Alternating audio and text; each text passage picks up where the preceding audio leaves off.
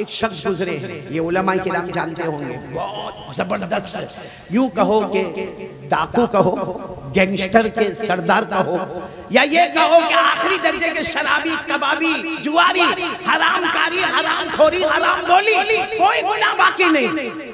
उनका नाम था फुजैल। साथ में बोलो, क्या नाम था?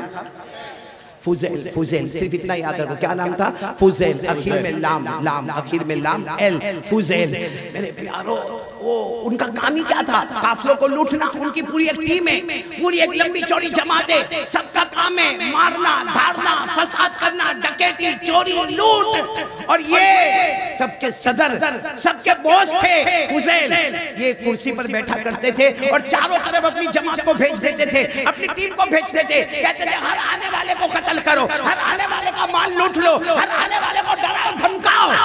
आपको मालूम है, जब इनकी टीम काम करती थी तो कोई बेचारा परेशान होता तो वो आकर कहता था, भाई तुम्हारे बड़े से मुलाकात करा दो, तुम लोग इतना हमको मारते धारते, तुम्हारे बड़े से मुलाकात करा दो। तो टीम वाला क्या कहता, अच्छा है तेरी मेरी मुलाकात हुई, बड़े से मुलाकात करने जाएगा, यानी कौन?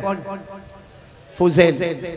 मामला वही खत्म हो जाएगा। वो तो सुनने को भी तैयार नहीं होंगे, हम तो कम से कम तेरी बात भी सुनते, वहां तो जाएंगे और सीधे मार धाड़ के सिवा कुछ नहीं होगा। मेरे दोस्तों सोचो, कितनी बड़ी हरामकारी, कितनी बड़ी हरामखोरी, कितनी बड़ी हराम बोली, कितने गुनाह। एक राह, बोलो एक राह, हिदायत देने वाला कौन? नहीं, साथ में बोलो ना, हिदायत देने वाला कौन? एक राह। फुजैल बैठे, सारा चोरी का माल रखा हुआ है और नाचने वाली नाच रही है, गाने वाली गा रही है, सारी जमात उनके बैठी है, सबके हाथ में शराब के जाम है। हजरत फुजैल भी बैठे हुए हैं और सबसे बड़े हैं, बड़ी कुर्सी पर बैठे हैं। मालूम नहीं किसने कुरान पाक की एक आयत पढ़ी जो फुजैल के कान में आई। आज काश सुखने वालों के कान में यह आयत आ जाए और मेरे और आपको असर करने वाली बन जाए। बोलो आमीन। कौन सी आयत आई कान में? जो पारा नंबर 27 में आज भी है। बोलो पारा नंबर 27 में आज भी वो कुरान पाक की आयत है। फुजैल देख रहे, गाने वाली गा रही, नाचने वाली नाच रही, बजाने वाले बजा रहे, सारों के हाथ में शराब के जाम में, और फुजैल के कान में यह आयत टकराई। कौन सी आयत? अलम यानि लिल्लज़ीना आमनू अन तख़शअ क़ुलूबुहुम लिज़िक्रिल्लाह वमा नज़ल मिनल हक़्क़ वला यकूनू कल्लज़ीना ऊतुल किताब मिन क़ब्ल फ़ताल अलैहिमुल अमद फ़क़सत क़ुलूबुहुम व कसीरुम मिनहुम फ़ासिक़ून। आयत करीमा का बहुत अच्छा तर्जुमा, लेकिन मैं सादे अल्फाज में तर्जुमा करता हूँ। तर्जुमा ये, कब सुधरोगे, कब सही रास्ते पर आओगे? हम सुखने वालों से, और मैं अपने आप से कहता हूँ, कारी अहमद अली कब सुधरेगा?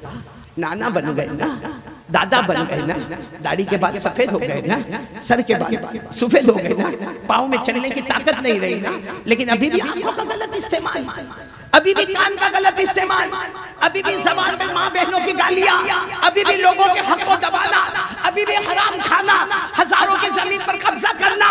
ये अल्लाह ऐलान करते, कब सुधरोगे? अलम यानी लिल्लज़ीना आमनू अन तख़शअ क़ुलूबुहुम लिज़िक्रिल्लाह। अल्लाह कहते हैं, मेरा बंदा, मेरी बंदी, अपनी उम्र को देख, अब तो तेरे दिल को मेरे सामने झुका दे। ये आयत जब फुजैल के कान में टकराई, हाथ में शराब का जाम था, यूं फेंका और कहा, अल्लाह मेरा वक्त आ गया, सुधरने का वक्त आ गया, अल्लाह सुधरने का वक्त आ गया। और नाचने वाली को कहा, रुक जा, बाहर चली जा, गाने वाली बाहर चली जा, सब गाने बजाने वाले बाहर चले जाओ। सारी जमात जमा हो गई कि हमारे बॉस को क्या हो गया, हमारे सदर को क्या हो गया, हमारे बड़े को क्या हो गया। फुजैल ने यही आयत पढ़कर सुनाई और कहा, मैंने इरादा कर लिया, अब मैं तौबा करूंगा, अब मैं तौबा करूंगा। और अपने साथियों को कहा, तुम्हें तौबा करना है तो करो, तुम्हारे रास्ते, आज से मैं मेरे रास्ते, मैं आज से जहन्नम के रास्ते पर नहीं चलने वाला, मैं जन्नत के रास्ते पर चलने वाला। वो सारे साथियों ने कहा, जब हमारे बड़े ने तौबा की है, इंशाअल्लाह हम भी तौबा का दरवाजा खटखटाएंगे। लेकिन तौबा किसको कहते हैं? मुजाहिद साहब, तौबा हमारे यहाँ क्या है मालूम है? उम्रे में जाने का होगा ना, अस्सलाम वालेकुम, मैं उम्रे में जाता हूँ, गलती माफ करना, अस्सलाम वालेकुम। लानत हो ऐसी माफी पर। ये माफी है? उसको कहेंगे तो उम्रे में जाता है, गांव वालों से माफी मांगा, घर घर जाके बोल दिया मेरे को माफ करना। वो जमीन जो दबा के बैठा है तू और तेरा बाप, उसका क्या होगा? अल्लाह, जो कितनों का कर्जा बाकी है उसका क्या होगा? किसी को माँ बहन की तूने गाली दिया था उसका क्या होगा? किसी के ऊपर हाथ उठाया तो उसका क्या होगा? किसी के साथ तूने बदतमीजी से बात किया उसका क्या होगा? मेरे प्यारों, इतना कहने से कि उम्रे पे जाता माफ करना, और वो भी बेचारा सामने कहता है उम्रे पे जाता नबी के रोजे पे मेरा सलाम बोल देना और मैंने माफ किया। ये माफी नहीं है मेरे दोस्तों, ये लानत वाला काम है जो हमारी फॉर्मालिटी है। हमारे इस्लाम में फॉर्मालिटी नहीं है, रियलिटी है। इस्लाम के अंदर हक बात है। देखो हजरत फुजैल ने क्या किया मालूम है? तौबा कर लिया, बोलो तौबा किया। अब जो चाहते वो कर सकते थे। पूरे गांव गांव ऐलान किया कि मेरे पास बहुत जमीन है, मेरे पास जायदाद है, मेरे पास प्रॉपर्टी है, मेरे पास बाग है, मेरे पास खेत है, मेरे पास सोने चांदी के जेवरात है, मेरे पास सोने चांदी का ढेर है। गांव गांव में जाके करिया करिया देहात देहात जाके ऐलान करवाया, जिसका भी फुजैल ने माल लुटाए या मेरे साथियों ने माल लुटाए आए अपना हिसाब ले ले, क्योंकि फुजैल यहाँ हिसाब दे देगा, कयामत में हिसाब देने की ताकत नहीं है। सुभान अल्लाह, सुभान अल्लाह। पहले तो लाइन लगने को तैयार नहीं, क्योंकि डर जो बैठा था। फुजैल खुद गए गांव गांव में जाके कहे आ जाओ ना, एक जगह पर मैंने सारी जमीन के कागजात रख दिए, मेरी सारी प्रॉपर्टी, मेरी सारी जायदाद, मैं आगे चलकर खून पसीने की कमाई कमाऊंगा, इसमें मेरा कुछ भी नहीं है, सब लूट का माल है, सब डकैती का माल है, जिसका जो हक है वो आकर लेकर जाए। अल्लाह का करना भी ऐसा कि सफों की सफे लगी और लोग लेते गए। यहाँ इंसान खत्म हुए, यहाँ सारी जायदाद खत्म हो गई।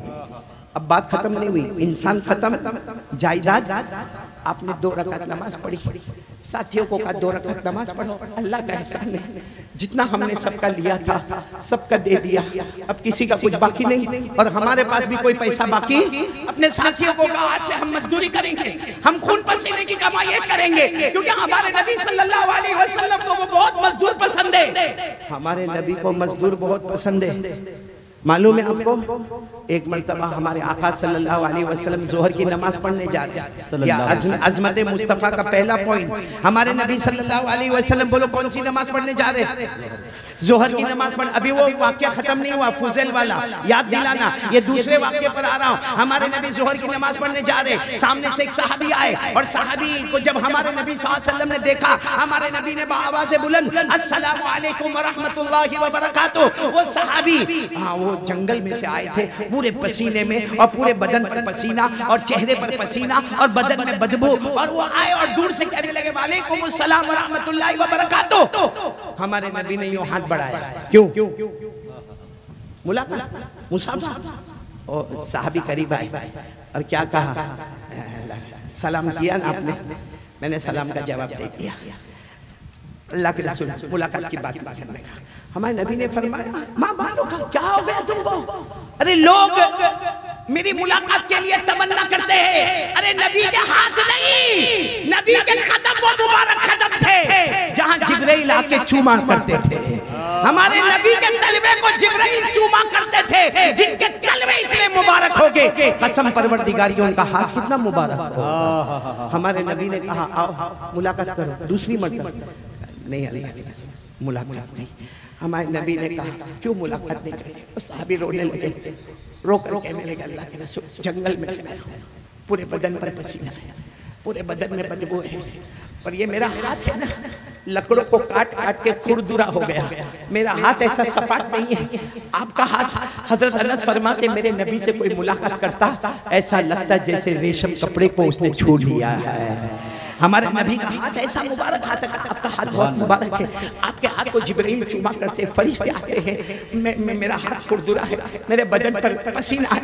मेरे प्यारों वो सहाबी बोल रहे थे, हमारे नबी आगे बढ़ गए, हमारे नबी ने उनको गले लगा लिया, फिर मुसाफा किया और कहा उस जात की कसम जिसके कब्जे में मोहम्मद की जान है, हलाल रोटी के लिए जिसके हाथ मोटे हो गए, हलाल रोटी के लिए जिसके हाथ में खुरदुरा आ गया, समझ लो जहन्नम तो दूर की बात, जहन्नम का धुआं भी उसके करीब नहीं आया। सुभान अल्लाह।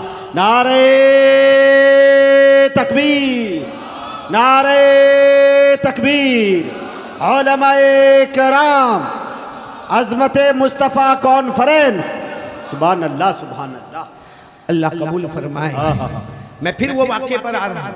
हजरत फुजैल ने 2 रकात नमाज पढ़ी नफल, सारे टीम वालों को कहा 2 रकात नमाज पढ़ो, हमारा माल भी खत्म और मांगने वाले भी कंप्लीट हो गए। अल्लाह का करम। अभी तो हजरत फुजैल ने सलाम फेरा होगा, एक यहूदी आया। कौन है? एक यहूदी आकर कहता मैं यहूदी हूँ, मेरा हक बाकी है। हजरत फुजैल, सच बताओ उस वक्त आदमी को कितना अफसोस होता। कहते अच्छा तुम्हारा हक बाकी है, अब तो मेरे पास कुछ भी नहीं है, लेकिन जो भी तुम्हारा हक बाकी है लिखवा लो, हम लिख लेंगे, मैं और मेरे साथी कमा कर आपको कुछ दिन में पहुंचा देंगे, लेकिन तुम्हारा हक क्या बाकी है? उस यहूदी ने कहा मुझे पहचाना नहीं, वहाँ दूर मेरा एक बाग है, खुद मेरे बाग में बहुत सारे फल वल आते हैं, आप और आपकी टीम आते थे मेरे बाग में और मेरे अच्छे अच्छे फलों को आप लोग तोड़ते थे और मैं कोने में बैठकर देखा करता था, क्योंकि मुझे मालूम था कि अगर मैं कुछ कहूंगा तो तुम मुझे मार डालोगे। तुम मेरा बाग, मेरी जमीन, मेरा पानी, मेरा दरख्त, मेरा पत्ता, और तुम आके फल तोड़ते थे, कभी कभी जूस बनाते थे, कभी कभी पीते थे, कभी कभी खाते थे, और तुम फुजैल तुम तो बीच में कुर्सी में बैठकर मुझे देखकर हंसते थे, क्या तुम मुझे भूल गए?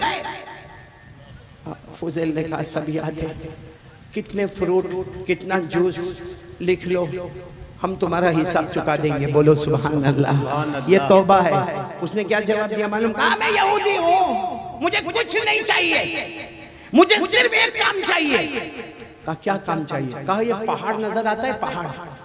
अब वो जाहिर बात है पहाड़ी इलाका था, तो फुजैल ने कहा नजर आता है, बरसों से नजर आता। कहा उसको 10 कदम हटा दो, मेरा हक पूरा हो जाएगा। पहाड़ को 10 कदम हटा दो।